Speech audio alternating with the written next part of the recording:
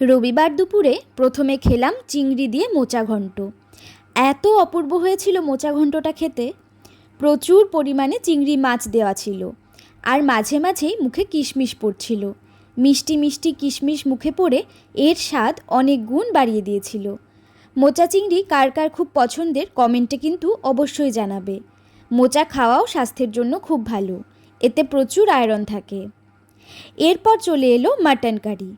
আমি যেহেতু মাটন খাই না, তাই ঝোল, আলু আর মেটে দিয়েই খাওয়া সেরে নিলাম।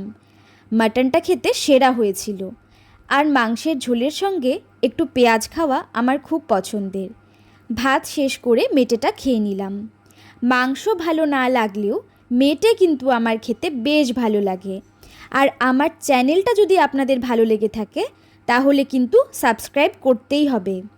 ভিডিওটিতে লাইক করবেন আর কমেন্ট করে অবশ্যই জানাবেন ভিডিওটা কেমন লাগলো। আর ভিডিওটা ভালো লাগলে কিন্তু অবশ্যই শেয়ার করে দেবেন।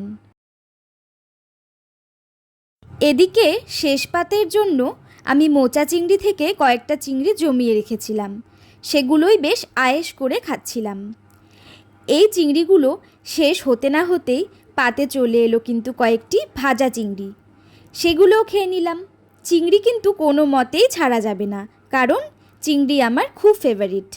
আর রবিবার দুপুরের শেষ পাতে একটু মিষ্টিমুখ না হলে চলে, তাই এই সব খাওয়া দাওয়ার পর্ব শেষ হতেই খেয়ে নিলাম আইসক্রিম। এভাবেই লাঞ্চ শেষ হলো। তাহলে আজকে আসি, আপনারা সবাই ভালো থাকবেন।